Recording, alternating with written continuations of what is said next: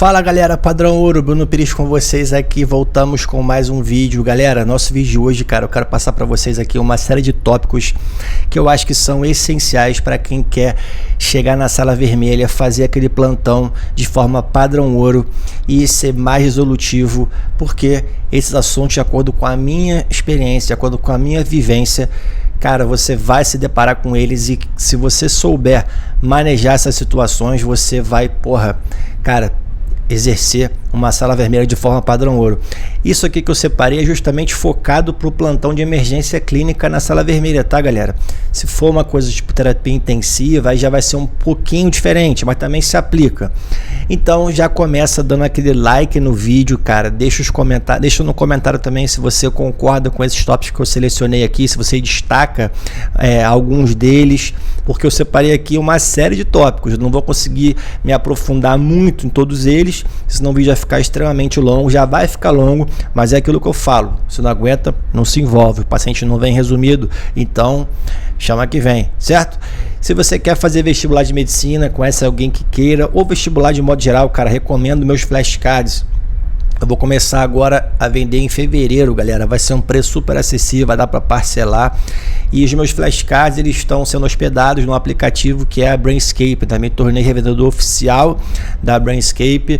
E esse aplicativo ele é sensacional, porque você consegue embaralhar os cards de forma que você otimize para ver mais os cards que são mais difíceis para você, que você sabe menos. Então é uma forma de você otimizar muito a sua memorização, que, convenhamos, é fundamental no processo de concurso de modo geral, né? Eu conheci os flashcards quando eu estava fazendo os meus, né, estudando para prova de residência, e eu tive um sonho aí de fazer os flashcards para o vestibular e eu estou conseguindo realizar isso aí. Então te garanto, cara, que vai ser muito padrão ouro, vai ter muita qualidade, tá? Para específica, para Enem, cara, tem tudo que você precisa lá para fazer uma boa prova, beleza? E conseguir otimizar muito a sua memorização. Então, @flashcard com Z, __, e aproveita e me segue também, @drperesbru. Então, bora, conta também com o seu comentário, se você concorda com a minha lista, destaca alguns pontos, e também deixa os seus assuntos que você acha mais relevantes, ou que você tem mais dificuldade também para sala vermelha, beleza? Bom, então vamos lá. Gente, eu vou tentar sair da mesmice de alguns tópicos aqui e te passar alguma rataria que eu acho importante também para vocês, tá? Para não ser mais do mesmo, né? Por exemplo, o primeiro tópico aqui, o detalhe, isso aqui não está na ordem de importância não, tá? O primeiro tópico que eu botei aqui é justamente o manejo de uma reanimação cardiopulmonar. Isso se torna óbvio, né? Porque na sala vermelha, gente, é muito comum você ter parada cardíaca, porque chegam pacientes mais graves nesse tipo de plantão, nesse tipo de serviço, né? E é óbvio que a gente tem que conseguir manejar e conduzir muito bem todo o processo de uma reanimação cardiopulmonar. Então isso é meio óbvio. Agora, o que eu posso te falar para ser um pouco fora da curva é cuidado também com os cuidados pós-parada, né? Isso é fundamental para você garantir que aquela tua reanimação de sucesso seja duradoura, seja eficaz. Você também tem que estudar bem os cuidados pós-parada. Outra coisa que eu julgo fundamental é sempre busque, né, se tem alguma causa evidente ou mais suspeita do porquê que aquela pessoa parou. Isso é difícil, tá? Mas como é que você consegue ter algumas pistas? Exame físico do paciente, né? Mas também é difícil quando o paciente está parado.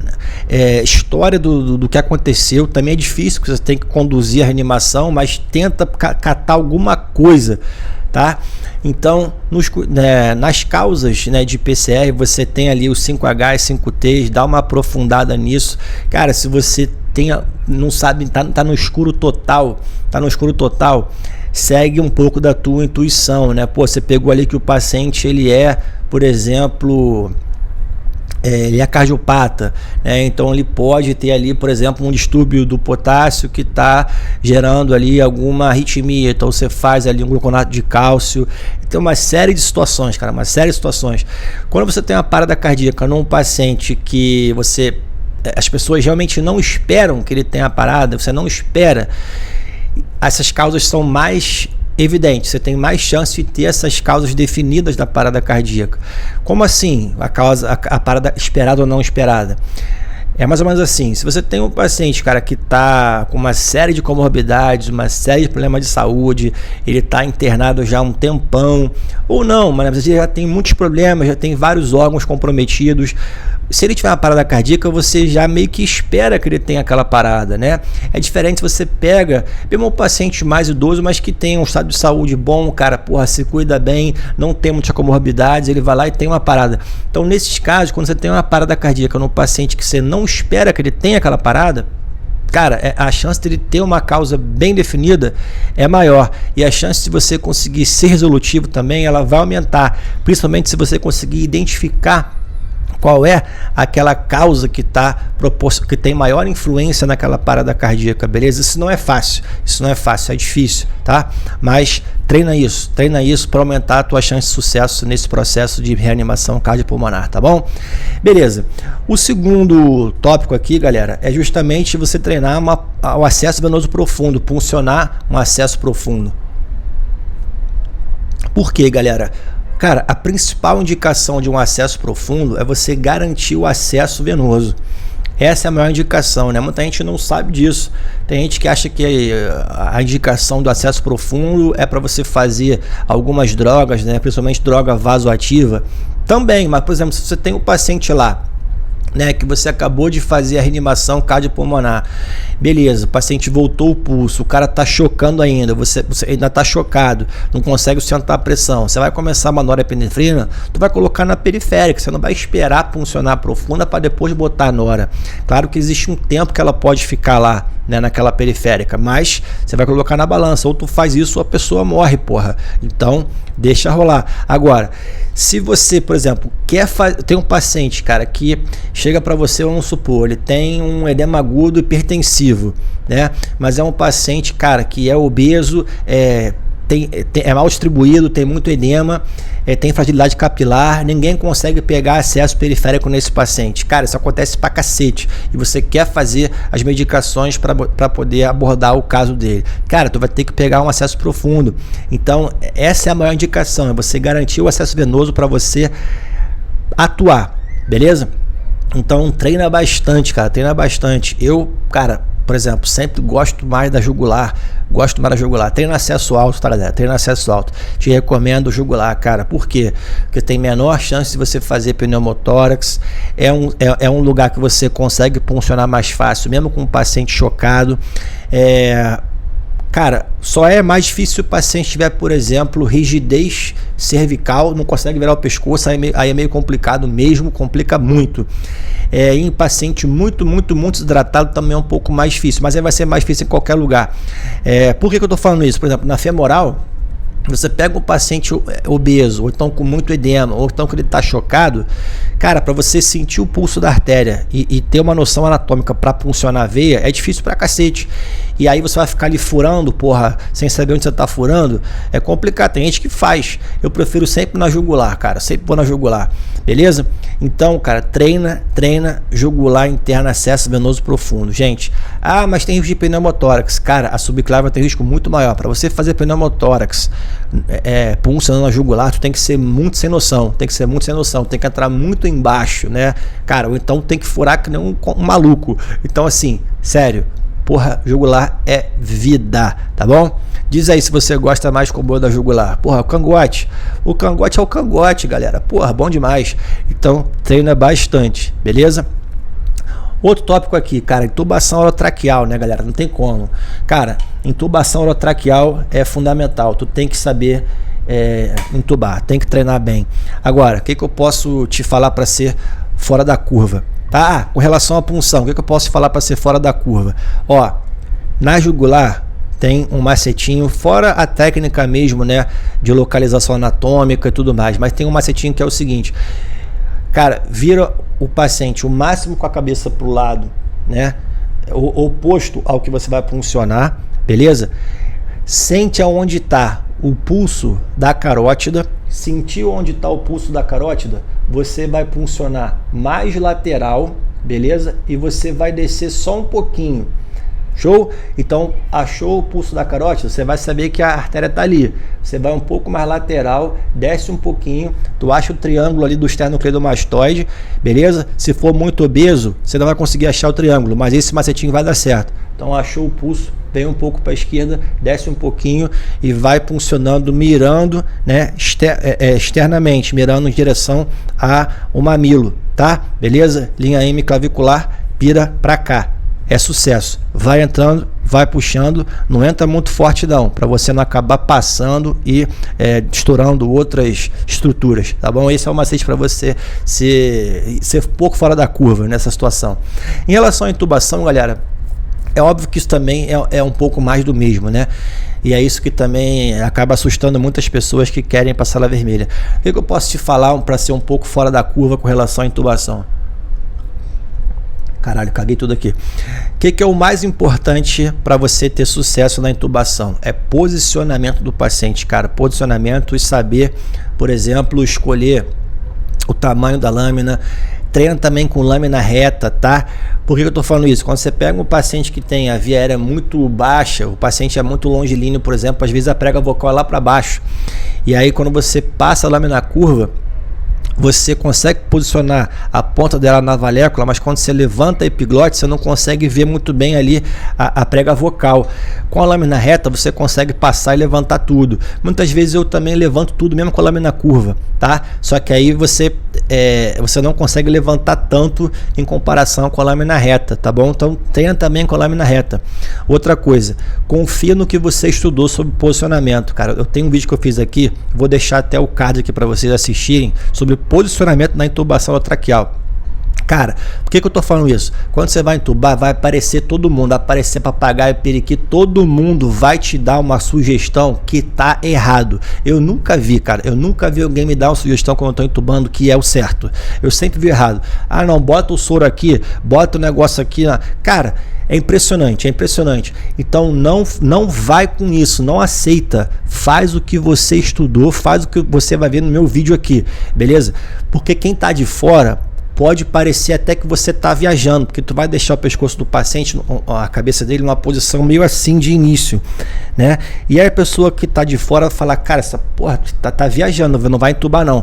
Mas no fim das contas você vai conseguir angular bem a via aérea para você que está na cabeceira conseguir passar o tubo lá, beleza? Então assiste esse meu vídeo aqui porque tem umas dicas fundamentais. E outra coisa, não tenha medo de usar as drogas da sequência rápida, tá? Cuidado só com o idoso, para você não porrar demais. No idoso, ou então que você acha que já tem um problema cardiopulmonar, cardíaco principalmente, tenta fazer ali, cara, 25% a menos da dose que você planejou, beleza? Principalmente do fentanil, tá?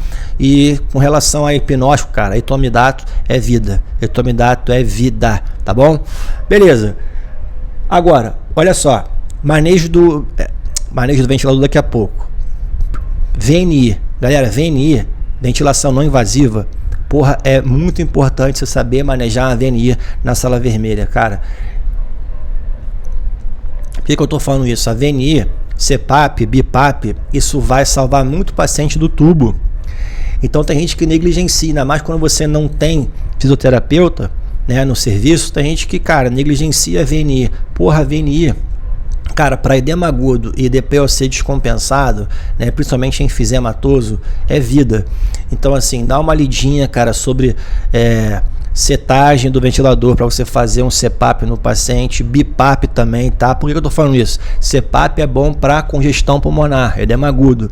BIPAP é importante para quem tem DPOC enfisema, beleza? Então, essa é a dica que eu te dou no ponto fora da curva. VNI, cara, porra, reduz muito o desfecho de intubação dos pacientes, tá bom?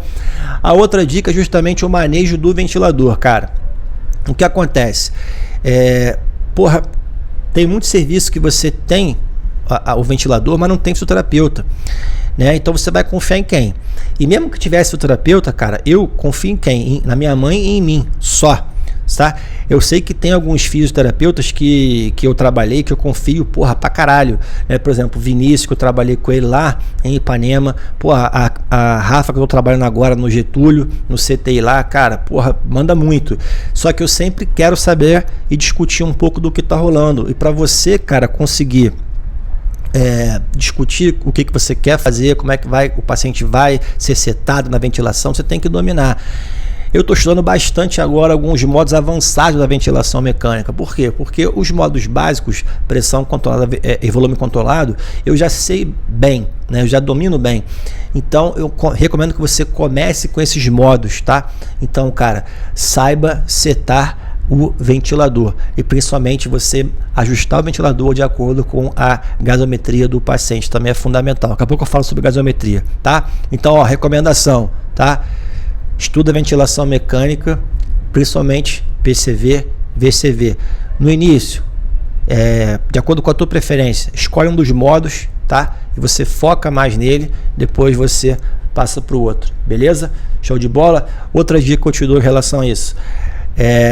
Estuda também na ventilação, como é que você pode influenciar usando o ventilador na proporção inspiração e expiração do paciente. Isso é importante pra cacete, principalmente nos pacientes que são DPOC, tá bom? Então, dá esse foco nesse tópico. Bom, seguindo aqui o nosso raciocínio, cara, distúrbio ácido básico, né, e gasometria arterial. Tem que saber essa porra, isso é bom pra caralho, adoro. Galera, porra, interpretar a gasometria é fundamental, é bom demais, cara. E por que eu tô falando isso? Muitas vezes, cara, você tem o paciente que chega taquipneico para você, mas não tá dispneico. O paciente tá taquipneico, mas não tá dispneico. Porra, e aí você vendo a situação, será que aquela taquipneia é uma causa pulmonar ou cardíaca, por exemplo? Muitas vezes o paciente ele tá com alguma acidose metabólica por algum outro motivo, pode ser uma diarreia, por exemplo. Já aconteceu isso comigo, cara, uma vez, foi muito engraçado. Chegou um paciente, né, para mim na emergência, o paciente, porra, taquipneico pra cacete, frequência respiratória do paciente tava tipo 40. Aí a galera, caralho, porra, insuficiência respiratória, porra, mas o cara tava saturando a 96 em ar ambiente. Eu falei, porra, calma aí. E aí, conversando com o paciente, falei, cara, tu tá com falta de ar? Aí o paciente, não. Pô, tu tava com tosse, alguma coisa assim? Não. Então, aí olhando a história, né? Porra, não, eu tô com uma diarreia violenta, já tem, cara, porra, 5 dias, não consegui resolver por nada. Cara, o paciente com uma intoxicação alimentar burral, né? Ele chegou de um cruzeiro, cara, cruzeiro é foda, mano. Se não armazenar bem lá de maionese da vida, o bagulho fica doido. Ele chegou de um cruzeiro, depois que ele chegou, ele tava, porra, diarreia assim, meu irmão, perdeu a água toda. Porra, peguei a gasometria dele, cara, tava com uma acidose metabólica absurda. Gente, eu só hidratei o paciente, acabei de hidratar o paciente ali, acabou a taquipneia, né? Por quê? Ele tava fazendo uma taquipneia para compensar, fazendo uma alcalose respiratória, justamente a acidose metabólica dele. Aí gerou um efeito caralho coletivo no plantão, né? Aí depois veio a técnica, doutor Bruno, você é pneumo? Aí eu falei, por quê? Não, que você, caraca, resolveu ali rapidinho. Eu falei, não, cara, isso aí não sou pneumo não. E a causa dele nem era uma causa pulmonar. Cara, então isso é interessante pra caramba. Muitas vezes você confunde, o cara tá taquipneico, porra, será que é pulmonar? Não, a parada é metabólica. Dica que eu te dou para ser fora da curva com relação à gasometria. Ó, estuda bem base excess, estuda bem se você vai encontrar um distúrbio misto. Se você tiver um distúrbio misto, estuda bem como identificar qual é o distúrbio primário. Por exemplo, né, esse paciente ele estava com o quê? Ele estava com uma acidose metabólica e uma alcalose respiratória. Mas qual é o distúrbio primário? Né? O que começou? Ou qual que é o mais influente? Nesse caso eu consegui achar facilmente com a história dele, né? Mas quando você tem, por exemplo, um base excess muito negativo, geralmente o fator principal, a causa principal é uma causa metabólica. E aí, seguindo essas dicas de gasometria para ser fora da curva, cara, ó, sempre encontrou algum distúrbio, ok, então se o distúrbio primário ele é metabólico, automaticamente você vai já calcular qual é a PCO2 esperada para compensar aquele distúrbio primário. Por quê? Porque se você tiver, vamos supor, eu tenho uma acidose metabólica, né? E aí eu espero que a PCO2 seja mais baixa do que o normal para poder fazer uma alcalose respiratória e compensar. Se tiver acima do normal, o que está acontecendo? Esse paciente tem um distúrbio misto que é uma acidose metabólica e uma acidose respiratória. Então, às vezes, você olha a gasometria, você vê o bicarbonato baixinho, e aí você vê lá o CO2, porra, sei lá, 35. Ah, tá na faixa normal, mas não era para estar ali, era para ele estar mais baixo para poder compensar, sacaram? Então, isso é muito bom. Se você quiser ser mais avançado, depois você vai estudar também, você vai calcula o onion gap e aí você vai conseguir também fazer o que? O delta ratio. O que é o delta ratio? É justamente a variação do onion gap sobre a variação do bicarbonato. Com base nesse resultado você consegue ter muitas dicas do que está acontecendo naquele paciente, se tem distúrbio misto, se não tem distúrbio misto, tá? Outra coisa também é você conseguir fazer tem um cálculo também da diferença dessas variações, né? Você tem um cálculo da subtração, da diferença entre a variação do onion gap com a variação do bicarbonato. Isso também te dá várias dicas sobre o que está acontecendo. E a última dica, não sai fazendo bicarbonato à toa. Cara, bicarbonato tem indicações para você fazer. Então, muitas vezes, quando o paciente está com bicarbonato baixo, você não precisa fazer bicarbonato, tá? Para você fazer bicarbonato, tem que a indicação é que o paciente realmente tem déficit do bicarbonato. Se você, cara, começar a corrigir muito rápido a acidose metabólica do paciente com bicarbonato, muitas vezes você até atrapalha a dissociação da oxihemoglobina. E aí, num paciente que está com alguma hipóxia, tu vai foder ele. Sacou? Por quê? Porque a oxihemoglobina, ela dissocia mais fácil do oxigênio com o pH dentro da hemácia um pouquinho mais ácido. Se você porra o paciente de bicarbonato sem ele ter déficit real de bicarbonato, tu vai deixar o pH dentro da hemácia menos ácido do que o necessário, né? Vai alcalinizar e aí tu vai dificultar a dissociação da oxihemoglobina e vai fuder a perfusão tecidual. Do caralho, né? Beleza. Bom, seguindo. Cara, abordagem do paciente em coma / rebaixado. Isso aí é diferente da abordagem do paciente grave. Por exemplo, chega um paciente com edema agudo hipertensivo, é um paciente grave. Aqui eu estou falando da abordagem do paciente em coma rebaixado. Treina muito isso. Por quê? Porque é uma situação difícil. Por que é difícil? O paciente não fala nada. Se ele não fala nada, porra, pra onde é que a gente vai, né? Então, cara, dica que eu te dou sobre isso. Primeiro, sinais vitais e HGT. É o mantra. Sinais vitais HGT, sinais vitais HGT. Direto, tá? Se puder, pega uma gasometria também, beleza? Roda um eletro. Esse paciente, se ele não tá falando nada, você vai ter que descartar tudo que é coisa mais grave, tá? Então, ó, sinais vitais, HGT, gasometria, eletro, exame laboratorial, marcador de necrose miocárdica, se você suspeita que ele possa estar infartado, tomografia de crânio, né? Para o paciente rebaixar mesmo, dificilmente um AVE isquêmico faz ele rebaixar, tá? Outra coisa interessante é que eu já também peguei esses casos. Tem situação, né, de síndrome conversiva psiquiátrica que o paciente rebaixa, mas é uma causa psiquiátrica. Olha que loucura, já peguei isso, cara. A mente é foda, né? Tem até casos que eu já peguei de convulsão não epilética. Eu ouvi falar disso? É um paciente que tem, por exemplo, um transtorno depressivo, borderline depressivo, que faz uma síndrome conversiva e acaba reproduzindo, né, comportamentos de convulsão tônico-clônica, mas ele não tem um foco epileptogênico cerebral. Isso é do caralho, já peguei esse caso, cara, é sinistro, né? Mas não precisa ir tão além assim, né? Só treina a abordagem do paciente rebaixado, torporoso, né, para você conseguir conduzir bem. Outra coisa importante, os dados da história daquela emergência dele. O que aconteceu para ele rebaixar e vir assim? Isso aí vai te salvar muito, tá bom? Beleza? Seguindo, cara, noções de eletrocardiograma. Isso é fundamental, galera. Pô, você não precisa ser, meu irmão, o PhD da NASA IMEITA de eletrocardiograma. Eu também não sou. Acho muito foda o eletrocardiograma, né? Porque eu adoro a fisiologia cardíaca, a mecânica cardíaca, a variação do campo elétrico, do vetor resultante do campo elétrico. Eu acho do caralho o eletrocardiograma. Por isso que eu gosto de dar uma estudada. Mas assim, porra, eu não consigo decorar tudo daquela coisa. Eu gosto de estudar o eletrocardiograma com base na fisiologia cardíaca. Isso é bacana. Mas para quem não gosta tanto, qual é a dica que eu te dou? Você vai dominar ali as alterações que são as mais frequentes e clássicas da emergência, né? Então, porra, síndrome coronariana, com supra, sem supra. Outra coisa também, né?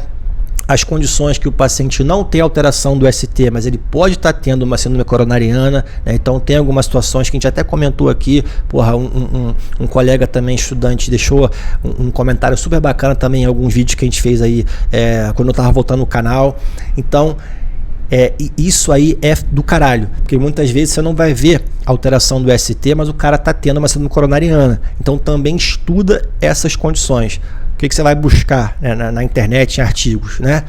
Síndrome coronariana ou infarto agudo do miocárdio sem alterações do ST, beleza? Sem alterações do ST, você vai ver que condições são essas, tá? Dá aquele gás. Com relação às arritmias, cara, porra, eu recomendo você saber identificar as clássicas, né? Ataque supraventricular, porra, fibrilação atrial, flutter atrial, ataque sinusal. Ataque sinusal também é comum pra caramba, ataque juncional. As taquicardias multifocais arteriais já são um pouco mais... com a taquicardia atrial ectópica é mais rara. Geralmente você vai encontrar FA, flutter e taque supraventricular sinusal, né? São as mais comuns. As taquiventriculares, porra, que é situações gravíssimas, principalmente se for com instabilidade hemodinâmica, aí não tenha medo, cara, tem que fazer cardioversão elétrica, estuda essa porra, tá? E as bradicardias, beleza? As bradicardias. Então, bloqueio atrioventricular, dá aquela estudada também para você poder saber identificar, né? Principalmente os de segundo grau, MOBITS 2 e BAVT. BAVT é o mais grave mesmo, então é importante saber identificar, tá? Cara, abdômen agudo. Porra, acho que eu nunca falei aqui de nada de abdômen, né? Realmente, porque, porra, não é a coisa que eu mais gosto de estudar, mas gosto de atender. Mas, cara, é foda, isso é fundamental. Porque eu já cansei de ver, galera, situações complexas de diagnósticos que trazem risco ao paciente que não foram feitos, o paciente foi liberado, cara. Porra, apendicite aguda que passou despercebido. Porque qual é o problema do abdômen agudo? Você tem os dois extremos. Você pode ter um paciente com dor abdominal com uma gastroenterite, mas o cara pode ter ali, cara, sei lá, uma dissecção de aorta que tá chegando até a aorta abdominal. Olha só que foda, tu tem os dois extremos, então tem que tomar muito cuidado, muito cuidado. Então não dá mole com o abdômen agudo, não dá mole. Faz exame físico na moral, tá? Se precisar, tomografa. E qual é a dica que eu te dou? Se o paciente está voltando, né, dentro de uma semana, por exemplo, buscando atendimento de novo pela mesma queixa, cara, aí tem. Então, dá uma atenção maior. Show de bola? Beleza. Distúrbios eletrolíticos, galera. Distúrbio eletrolítico é uma coisa que é muito comum, muito comum. Então é importante você, cara, estudar esses distúrbios, né? Porra, distúrbio do sódio e do potássio, principalmente. Cara, se você também tem a oportunidade de dosar cálcio e magnésio, né, na emergência, dosa. Porque muitas vezes você não está conseguindo corrigir o potássio, por exemplo, porque você está tendo um distúrbio do cálcio e do magnésio, tá? Então, não é você pedir as coisas sem necessidade. Ah, que isso, cara, olha só, essa porra eu quero pedir tudo, pede aí, os lantanídeos, não tem esse negócio, pede aí. Não é isso, cara, mas porra, é importante no contexto da emergência. Então, cara, pede lá, se você tiver a oportunidade, além do sódio e potássio, pede cálcio e magnésio, tá? Para você fazer as correções. E claro, estuda bastante como corrigir ali os distúrbios do sódio, os distúrbios do potássio. Cara, distúrbio agudo do sódio é mais comum a hipernatremia por um déficit de água. Isso é o mais comum. Você pega um paciente com uma hipernatremia, mas não porque ele está tendo sobrecarga de sódio, mas sim porque ele está tendo uma grande perda de água. Nesses casos, quando a dica que eu te dou, tá? Hipernatremia aguda, se for em menos de 48 horas, você pode corrigir um pouco mais rápido o sódio, tá? Então estuda também essa questão de quantos mEq quantos mEq por dia você pode corrigir, tá bom? Tem um macetinho, tá? Tem um macetinho de tantos ml, né, de sódio 3%, você por peso corporal você varia tantos mEq, tá, do paciente. Então você usa esse cálculo, tá, com base nas 24 horas e aí você consegue ter uma noção, por exemplo, 1 litro de solução sódio 3%, nesse paciente com esse peso, eu consigo variar tantos MEC. E a partir daí você faz o cálculo da correção com o tempo de variação do MEC seguro, tá? Agora, hipernatremia aguda, você consegue corrigir com um pouco mais de agressividade. A hiponatremia geralmente ela é mais crônica, tá? Ela é mais crônica, mas também tem essa dica, né? Vai sempre com atenção, tá? Na velocidade que você está fazendo a correção daquele distúrbio. Se for crônica, você não pode corrigir muito rápido, tá? Senão tu vai foder o neurônio daquele paciente, beleza? Dica que eu te dou também, busca sempre alguns fármacos que podem estar fazendo perda de sódio, tá? Geralmente é tiazídico, tá? Geralmente é tiazídico. A furosemida, por incrível que pareça, ela não expolia tanto sódio, tá? Não expolia tanto sódio. São mais os tiazídicos, tá bom? Beleza? Show! Seguindo aqui, cara, cetoacidose diabética e estado hiperosmolar hiperglicêmico. Cara, fundamental tu manejar isso aqui, porque a emergência aparece muito, chega muito caso de cetoacidose diabética, estado hiperosmolar hiperglicêmico, então tem que saber manejar. Dica que eu te dou, a dica que eu te dou é justamente o seguinte, esses pacientes são graves, cara. Então assim, não é besteira, esses pacientes são graves, tá? Então, tem que deixar internado. Tem que internar esse paciente, não tem como. Se o paciente está com cetoacidose, estado hiperosmolar hiperglicêmico, ele tem que ficar em observação, ok? Então é gasometria. Outra coisa, fica sempre atento. Se você olhou o potássio do paciente, se o potássio estiver normal ou baixo, você sempre vai repor o potássio e aí vai começar a insulina. Se tiver abaixo do normal o potássio, tu repõe o potássio primeiro, depois tu começa a insulina, tá? Mas já vai hidratando. Se o potássio estiver normal, começa a insulina, mas também repõe o potássio. Se o potássio estiver acima do normal, começa direto a insulina. Outra dica também que eu te dou, mas aí você tem que estar mais sagaz. Você pode fazer o seguinte, você pode colocar duas soluções para hidratar o paciente num equipo, puxei esse porra do nome, mas em V, né? Entrando em V no acesso venoso do paciente. Por que isso? Porque aí você consegue, por exemplo, quando o paciente estiver já corrigindo bem o nível de glicose dele, você começa já a titular, você começa a fornecer um pouco mais de glicose, ou você fornece solução sem glicose. Cara, o que você pode fazer também? Você pode botar essas soluções em V, uma já com reposição de potássio, a outra só a hidratação. Aí você, cara, usa a tua criatividade, né? Isso ajuda bastante nos casos de cetoacidose diabética ou estado hiperosmolar hiperglicêmico. Você deixa o potássio ali preparado numa solução, a outra você deixa a solução que você quer hidratar o paciente, ringue lactato ou cloreto de sódio 0,9, e aí você vai brilhando, tá? Outra dica que eu te dou é com relação ao dripping. Gente, o dripping de insulina, ele não é feito para o paciente, sair baixando a glicose que nem um louco e beleza, depois tu tirar o dripping. Não é isso.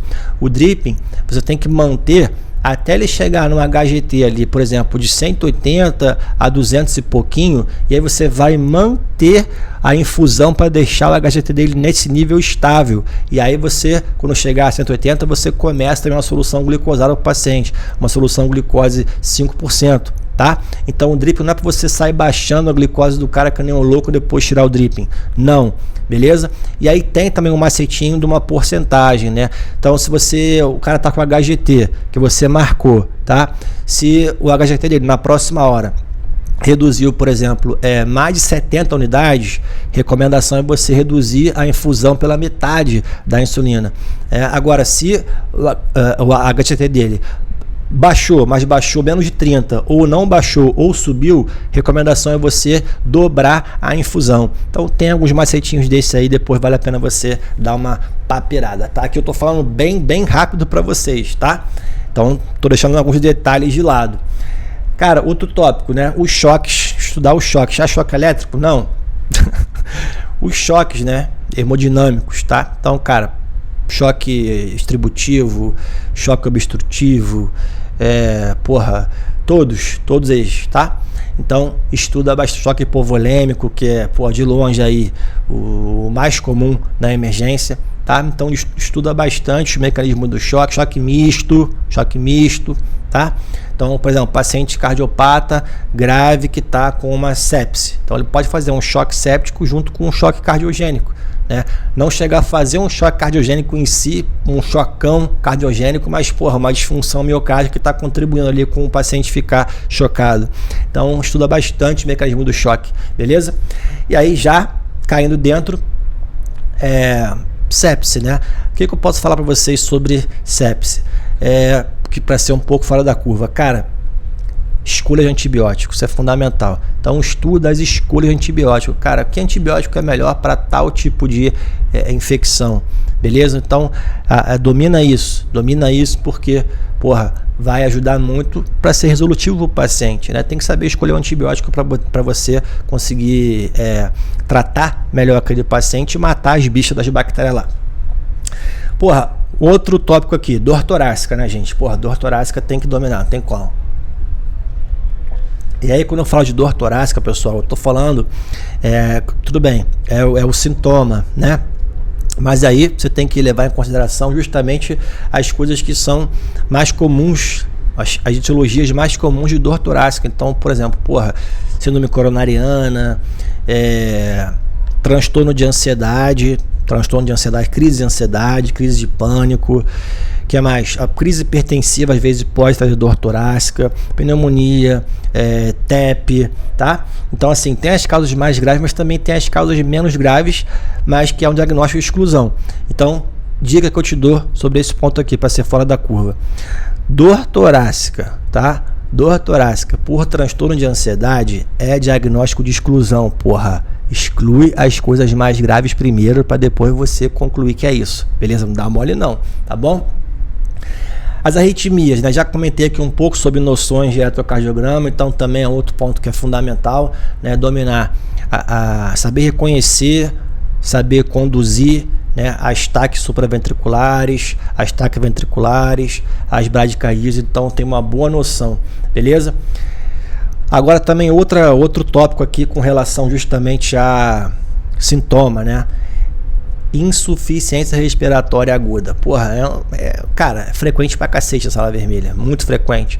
Então você tem que saber manejar esses pacientes, né? Tem que estudar muito esse tipo de quadro, né? Então aí dentro desse contexto, o que eu destaco para vocês? Porra, pneumonia, sepsis pulmonar, agora principalmente também com relação às DPOC descompensado, tá? Crise de asma, né? Broncoespasmo e insuficiência cardíaca descompensada, e muitas vezes você encontra uma coisa mista, um paciente com DPOC descompensado e uma IC descompensada, fazendo um broncoespasmo, uma congestão.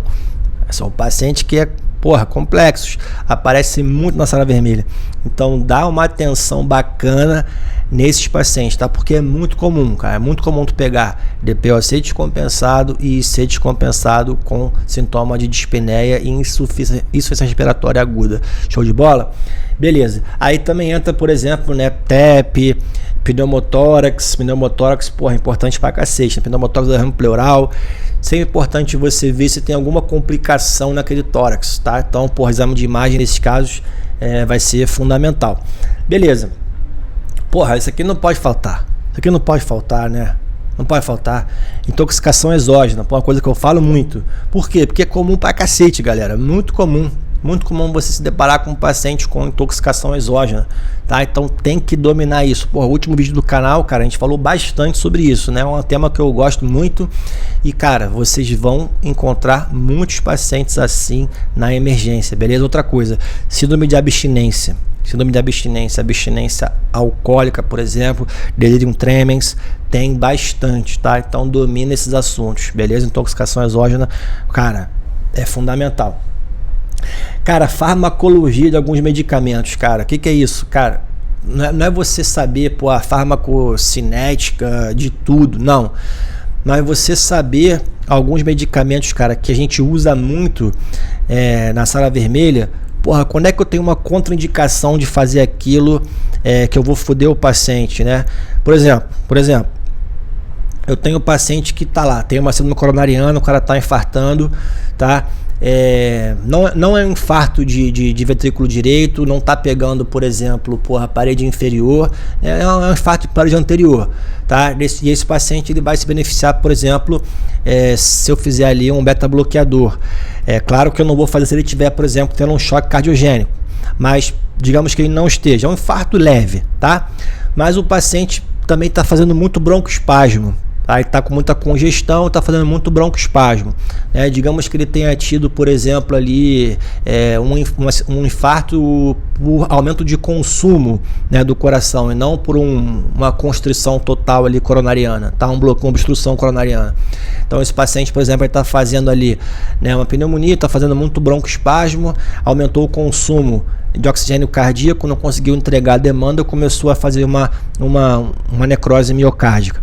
Aí esse paciente, você, por exemplo, quer fazer um beta-bloqueador para ele, para poder conduzir também ali a questão cardíaca, mas vai foder o broncoespasmo dele, né? Então isso é interessante você saber, né? Os pacientes que estão com broncoespasmo, se você fizer o beta-bloqueador, cara, mesmo que seja muito seletivo, às vezes você pode piorar o broncoespasmo do paciente. Então toma cuidado, beleza? Então, dica que eu te dou, saber bastante sobre farmacologia, principalmente dos fármacos que você usa mais na sala vermelha, tá? Outra coisa, cara, da parte renal, né? Pielonefrite, litíase renal, lesão renal aguda, os mecanismos de lesão renal aguda, doença renal crônica agudizada, tá? Então é importante você também saber manejar uma pielonefrite. Pielonefrite por quê? Porque, cara, o paciente com pielonefrite ele pode evoluir mal, tá? E muitas vezes ele pode ferrar o rim dele. Então, da parte renal, é importante também você saber manejar justamente esses casos, beleza? Show de bola. Cara, da parte de infecto, né? Aí dependendo muito de onde você for trabalhar, tuberculose, cara, tuberculose pra cacete. Então tu tem que saber manejar uma tuberculose. Pacientes com HIV é muito comum em alguns lugares, né, que você vai estar trabalhando. Então, saber o paciente que tem HIV e tá com imunodeficiência, né, o que ele está mais exposto ao risco, né? O que pode acontecer mais com esse paciente. Então é importante você saber manejar esses casos, tá? Então, tuberculose, HIV, arboviroses, também destaco aqui, e meningite. Meningite, cara, por ser um quadro que, pode evoluir muito mal, né? Meningite e encefalite, beleza? Então, dá atenção legal nesses quadros aí da infectologia, tá? Com relação à parte neurológica, cara, é óbvio, né, que, saber conduzir ali, né, uma questão de uma suspeita de um AVE isquêmico, hemorrágico ou um ataque isquêmico transitório é fundamental. Claro, isso aí é golaço. Mas quando eu falo neuro também, eu estou falando do próprio paciente rebaixado que a gente comentou lá atrás, né? Será que é uma causa neurológica? Então é muito importante você saber manejar e treinar dentro do aspecto de neuro, o quê? Síncope, rebaixamento do sensório, né? Coma, torpor, sonolência, desorientação, delírio, convulsão e também manejo, né, do AVE/AIT, beleza? Então estuda bastante essas situações, show? Noções de trauma, porque muitas vezes na emergência, cara, mesmo na sala vermelha clínica, na UPA, por exemplo, pode brotar paciente de trauma, pode brotar. Então é importante você não negligenciar, beleza? Então tenha noção de trauma para você conseguir atuar legal.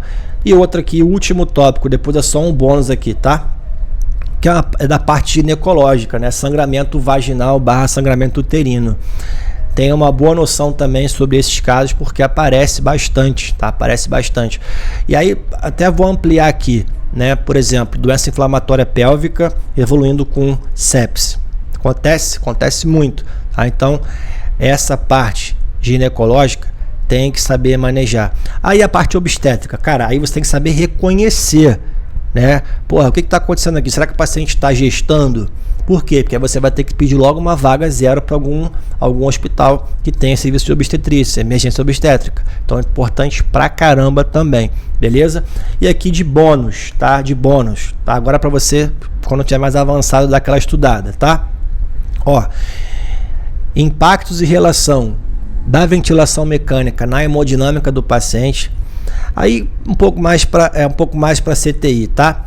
Mas mesmo na sala vermelha, se você entuba um paciente, o cara é um cardiopata fudido, muitas vezes você vai otimizar bastante a hemodinâmica desse paciente de acordo com a forma que você seta o ventilador, principalmente a PIP do paciente. Então é fundamental que você... Fundamental não, mas se você quer chegar no nível mais avançado, estuda justamente os impactos da ventilação mecânica na hemodinâmica do paciente, no retorno venoso das câmaras direita e esquerda, tá? Como que você pode reduzir, aumentar o retorno venoso, a relação da PIP com isso, beleza? Então estuda bastante isso porque é fundamental, tá? Cara, ultrassom point of care, né? Cara, recomendo que você faça curso de ultrassom point of care, porque salva muito. Claro que você não vai encontrar ultrassom em todos os serviços, né? Mas se você tiver ultrassom ali, vai te ajudar em uma série de situações e vai salvar o paciente muitas vezes. Então recomendo que você faça um curso de ultrassom point of care. Eu já fiz vou fazer outro esse ano, tá? Para poder me atualizar e treinar mais, tá bom? Aí um pouco mais avançado, né? Marca-passo transvenoso, sabia passar marca-passo transvenoso. Eu tenho uma história interessante, eu não vou contar nesse vídeo aqui não, conto em outro vídeo, tá? Sobre como que eu aprendi a passar marca-passo transvenoso. O bagulho é doido. Cara, foi pelo YouTube. Loucura, né? Eu conto a história em outro vídeo. Tive que passar o marca-passo num paciente, num dia que não tinha ninguém no hospital que naquele momento que sabia passar. Cara, eu falei, irmão, vou passar essa porra, senão o paciente ia morrer. Ah, tu sabe passar? Não. Cheguei lá, meu irmão, botei no YouTube, vi ali o vídeo, deixei o vídeo rolando enquanto eu tava passando, fui lá, passei e deu certo. Um dia eu conto essa história aqui pra vocês, tá? Isso é uma situação mais isolada, tá? Mas se o paciente tiver aquela indicação e você não passar, ele vai se fuder. Paracentese e toracocentese. É o final aqui. Cara, é importante saber. E não é difícil, é fácil, sério. Paracentese, a toracocentese é mais fácil do que a paracentese. Não tô falando toracostomia não, tá, galera? Paracentese e toracocentese. Por quê? Cara, isso muitas vezes salva o paciente também. Salva o paciente. E não é difícil, cara. Se você treinar o neném vai e faz esses procedimentos. Não é difícil. Dica que eu te dou, tá? Sempre se guia pela imagem. Desconfiou que tem ali, por exemplo, um derrame pleural volumoso? Faz a imagem. Faz a imagem também em perfil, para você saber ali a localização do derrame pleural, para você ser assertivo na hora de fazer a toracocentese, tá? Então treina isso, vai ser fundamental. Ufa, terminamos. Beleza, rapaziada? Guideline Doutrina Pires Padrão Ouro, uma série de tópicos aqui para você, já começar a estudar, treinar, chegar e fazer uma sala vermelha de qualidade. Dá o like, deixa nos comentários se você concorda com essa minha lista aqui. Se você quer também expandir, deixa aí o que você acha também importante. Será que faltou alguma coisa aqui? Certamente deve ter faltado, né? Então, quero muito saber a tua opinião sobre esses tópicos. Vejo vocês nos próximos vídeos dos plantões por aí. Médio Padrão Ouro sempre não entrega freaks.